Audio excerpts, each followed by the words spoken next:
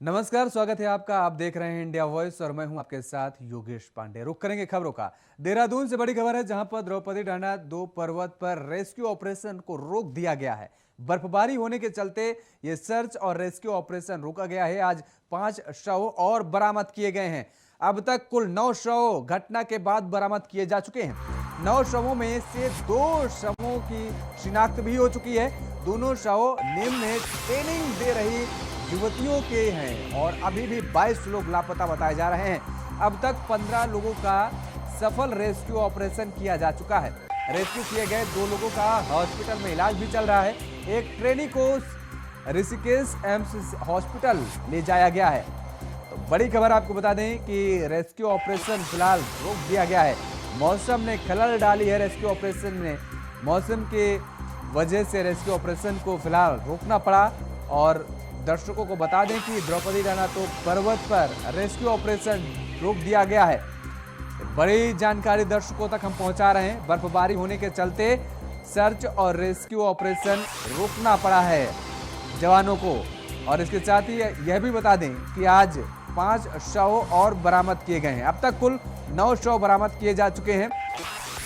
घटना के बाद 9 शव बरामद किए जा चुके हैं अब तक, लेकिन अभी भी 22 लोग लापता बताए जा रहे हैं। 9 शवों में से 2 शवों की शिनाख्त भी की जा चुकी है। 2 शवों की पहचान हो चुकी है, जिनकी पुष्टि की जा चुकी है। दोनों शव निम्न में ट्रेनिंग दे रही युवतियों के बताए जा रहे हैं।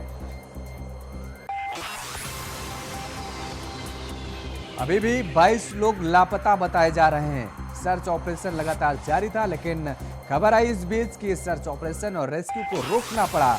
दरअसल मौसम ने खलल डाल दी इस सर्च और रेस्क्यू ऑपरेशन में। बर्फबारी हुई, जिसकी वजह से यह रेस्क्यू ऑपरेशन रोकना पड़ा।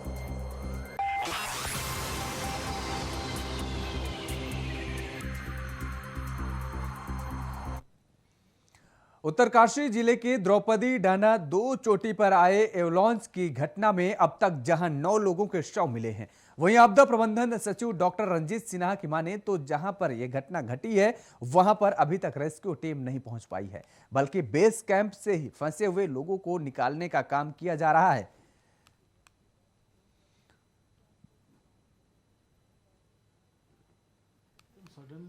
केदारनाथ में भी 2 बार अवलांच की सूचना आई थी। उसके लिए हमने एक high level expert team different एजेंसियों की, जिसमें GSI, IRS, Roorkee, Wadia institute, सबकी एक कंबाइंड टीम हमने भेजी थी केदारनाथ।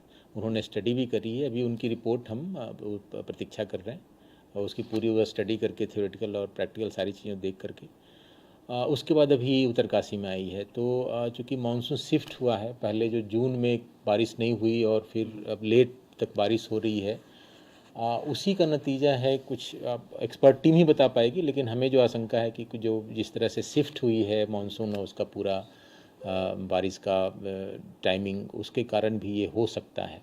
महीना उपयुक्त तो माना जाता है, अब अक्टूबर के महीने में ही स्टार्ट होता है। और अनफॉर्चुनेटली इस बार रेनफॉल का जो पीरियड है वो काफ़ी एक्सटेंड होते चला जा रहा है। मानसून अभी ख़त्म नहीं हुई है, उसके चलते एक हादसा हो गया है। और हम उम्मीद करेंगे कि भविष्य में ऐसे हादसा ना हो। महीना उपयुक्त तो माना पौड़ी में बस हादसे में मारे गए 12 लोगों के शव हरिद्वार के चंडीघाट शमशान घाट पहुंचे, जहां उनका अंतिम संस्कार किया जा रहा है। यूं तो शमशान घाट का नजारा गमगीन ही रहता है, लेकिन आज शमशान घाट का नजारा कुछ ज्यादा ही हृदय विदारक दिखाई दे रहा। और एक साथ इतनी बड़ी संख्या में शवों का अंतिम संस्कार देखकर हर कोई गमगीन था। जिला प्रशासन हरिद्वार की तरफ से बस दुर्घटना में मारे गए लोगों के शवों के लिए अंतिम संस्कार की व्यवस्था की जा रही है। बीते 4 अक्टूबर को लालढांग से चली बारात की बस की पौड़ी में हुई दुर्घटना में 32 लोगों के मारे जाने के बाद लालढांग क्षेत्र के लगभग हर घर में कोहराम मचा हुआ है। दुर्घटना में मारे गए लोगों के परिजन जहां एक तरफ दुर्घटना स्थल पर एनडीआरएफ के देरी से पहुंचने की बात कह रहे हैं, तो वहीं कुछ पहाड़ों की खस्ताहाल सड़कों को इसका जिम्मेदार मान रहे हैं। और ऐसी इतनी बड़ी मात्रा में दुर्घटना हुई, 32 लोगों की इस हादसे में मौत हो गई।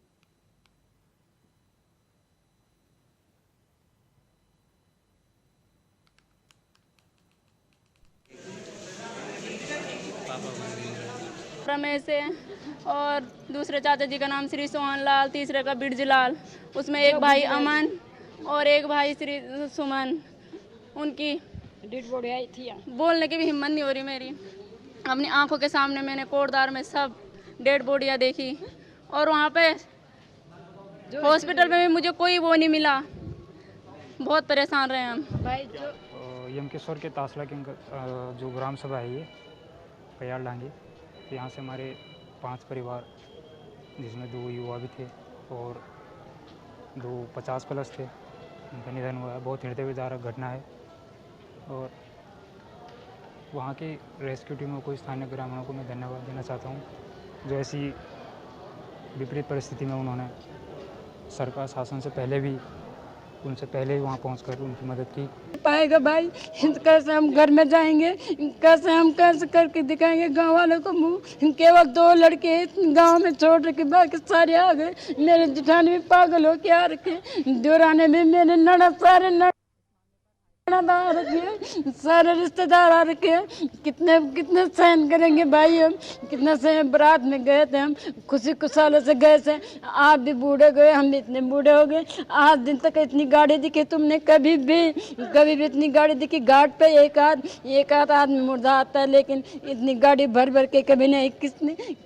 बहुत ही दुखद घटना है।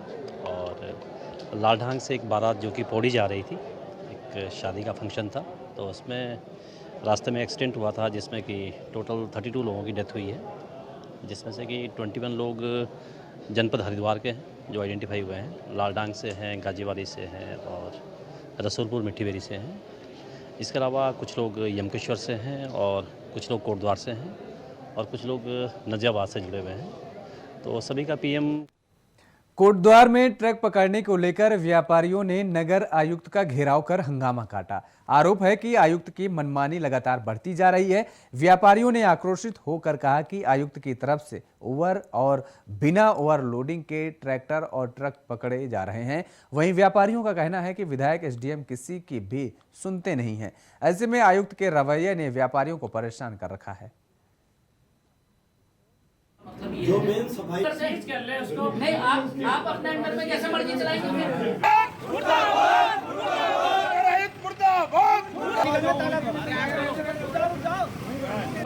उसी के काम होगा आयुक्त के, ये सारे आयुक्त ने सारी चीजें संभाल ली क्या? सबसे काम हो ही कहाँ रहे हैं सर, हमारा कहने का मतलब ये थे, काम धंधा वैसे चौपट है।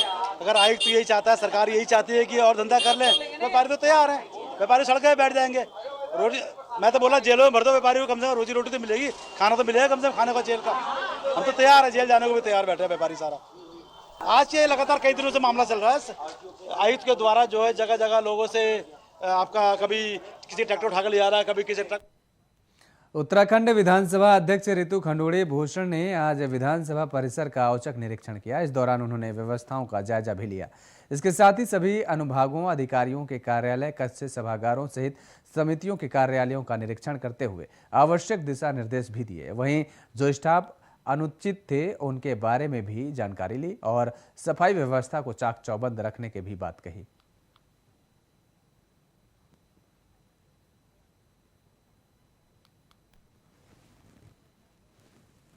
विधानसभा का जो परिसर है उसमें हर कमरे में जाकर देखा, अपने अफसरों से, अपने कर्मचारियों से मिली, कैसी साफ़ सफाई है, बाथरूमों की, लाइब्रेरी में कैसा कंस्ट्रक्शन चल रहा है। तो पूरा जो विधानसभा में कार्यक्रम चल रहा है, इस समय जो कार्यक्रम चल रहा है, उन सब पे मैंने जानकारी लेनी चाहिए और जाकर सभी पूरे दफ्तर में घूमी, सभी के कमरों में घूमी और जायजा लिया।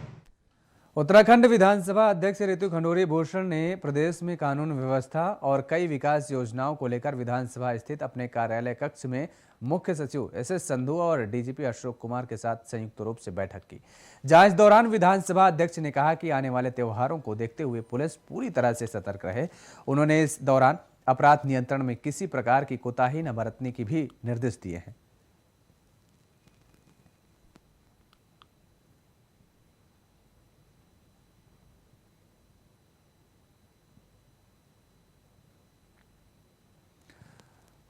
प्रदेश के पूर्व कैबिनेट मंत्री डॉक्टर हरक सिंह रावत ने पौड़ी के श्रीकोट गांव पहुंचकर अंकिता भंडारी के परिजनों से मुलाकात की, तो वहीं हरक सिंह की बहू अनुकृति गुसाई भी उनके साथ मौजूद रहीं। हरक सिंह रावत ने परिजनों को आश्वासन दिया है कि उनकी हर संभव मदद की जाएगी।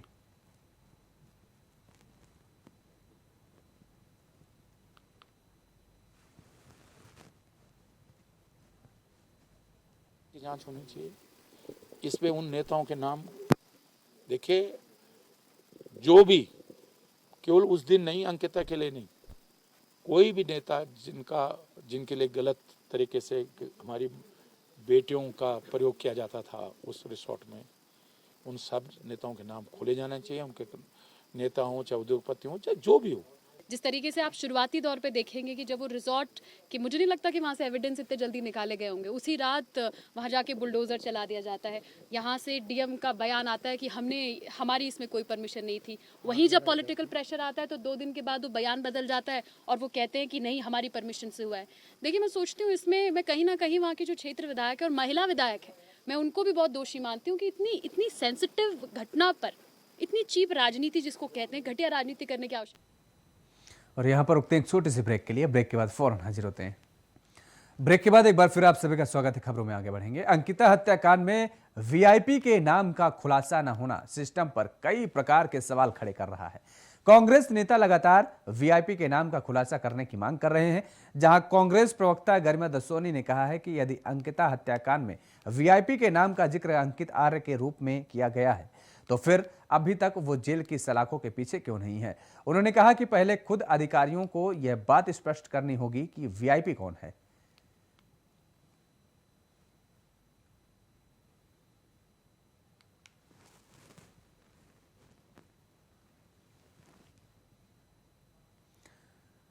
दिल्ली और उत्तर प्रदेश में पेयजल सप्लाई के मुख्य स्रोत गंगा नहर को 19 दिनों के लिए बंद कर दिया गया है, जिसके बाद अब ये नहर 23-24 अक्टूबर की मध्य रात्रि को खोली जाएगी। यानी अब 1 माह तक गंगा नहर में जल नहीं रहेगा और हर की पौड़ी में भी जल नहीं रहेगा।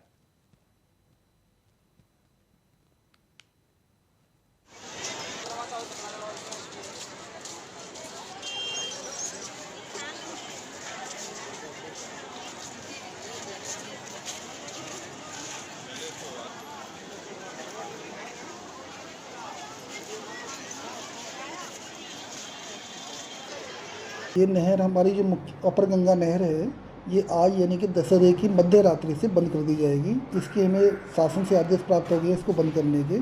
ये आज से बंद होकर के 23-24 यानी कि दीपावली की मध्य रात्रि को ही खोली जाएगी। देहरादून वासियों के लिए राहत भरी खबर है। दरअसल अब देहरादून में डेंगू की संख्या में गिरावट देखी जा रही है। देहरादून के मुख्य चिकित्सक मनोज ओप्रेती ने बताया है कि हमारे यहाँ डेंगू के 800 केस थे, जिनमें से 351 डेंगू के मरीज ठीक हो चुके हैं। उन्होंने कहा डेंगू के केस में लगातार सुधार देखने को मिल रहा है।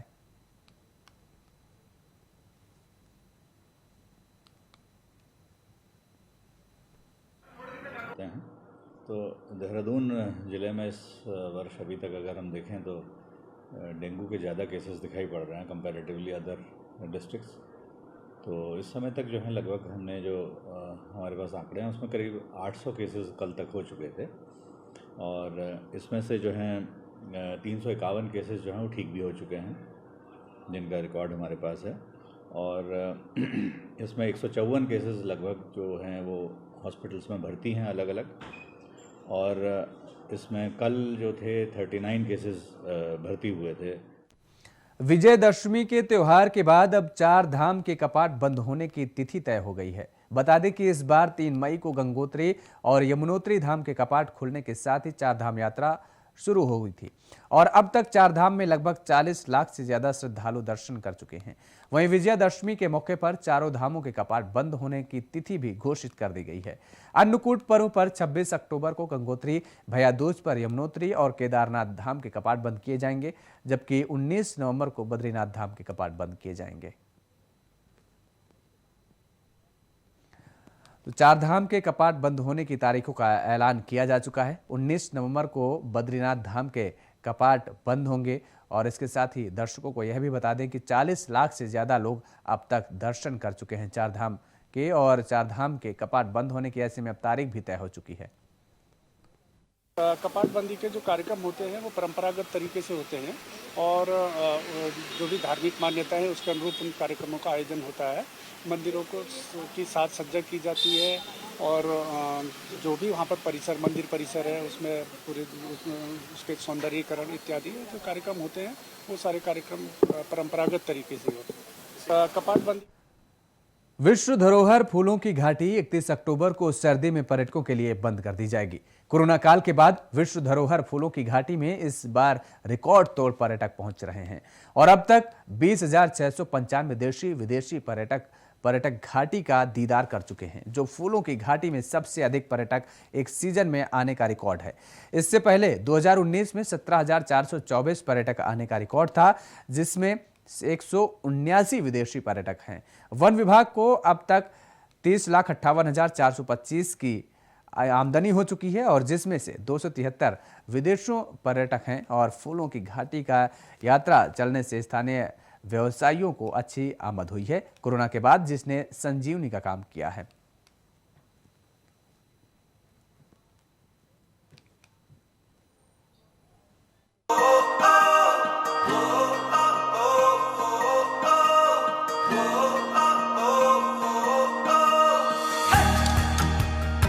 फूलों की घाटी में पर्यटक अपार। अब तक 20,695 देशी विदेशी पर्यटक घाटी का दीदार कर चुके हैं। इस सीजन में अब तक का सबसे बड़ा रिकॉर्ड दर्ज। साल 2019 में 17,424 पर्यटक के आने का रिकॉर्ड था, जिसमें 179 विदेशी पर्यटक शामिल हैं। वन विभाग को अब तक 30,58,425 की आय, जिसमें 273 विदेशी पर्यटक शामिल रहे। फूलों की घाटी की यात्रा चलने से स्थानीय व्यवसायियों की अच्छी आमद हुई है।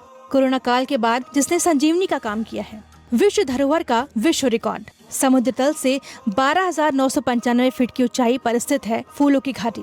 87.5 वर्ग किलोमीटर क्षेत्रफल में फैली है ये घाटी। इस घाटी में 500 से ज्यादा दुर्लभ प्रजातियों के फूल खिलते हैं।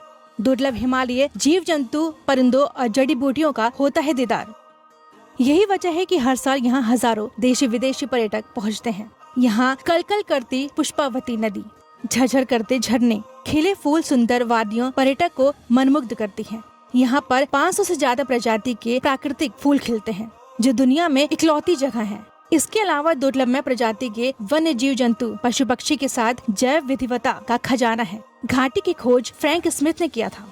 वन क्षेत्राधिकारी फूलों की घाटी गौरव नेगी का कहना है कि फूलों की घाटी पर्यटकों के लिए 31 अक्टूबर को बंद कर दी जाएगी। कोरोना के बाद इस साल पहली बार ये रिकॉर्ड तोड़ पर्यटक घाटी का दीदार कर चुके हैं। इंडिया वॉइस के लिए सोनू नियाल की रिपोर्ट।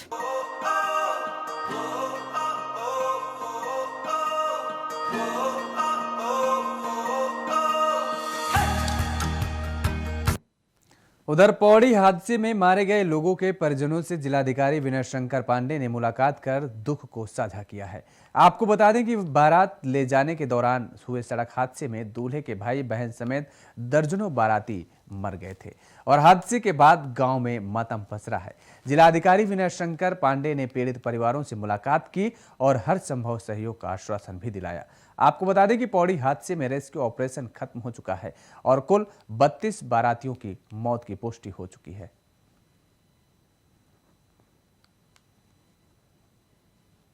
तो में बयान करना बड़ा मुश्किल है।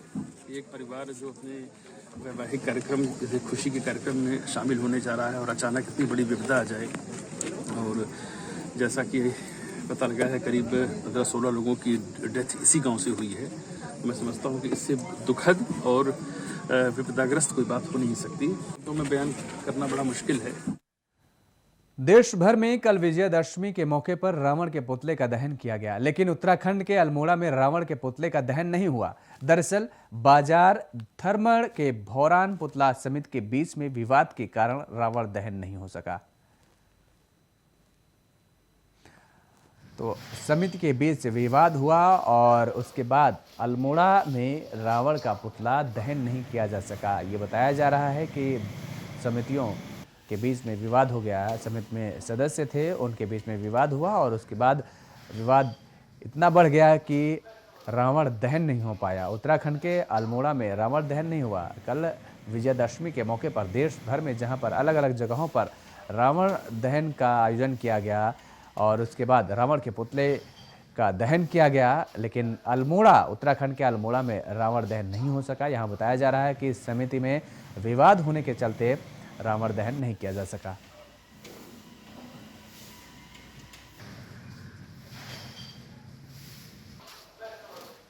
देवभूमि समाचार में फिलहाल इतना ही। खबरों के लिए आप देखते रहिए इंडिया वॉइस। नमस्कार।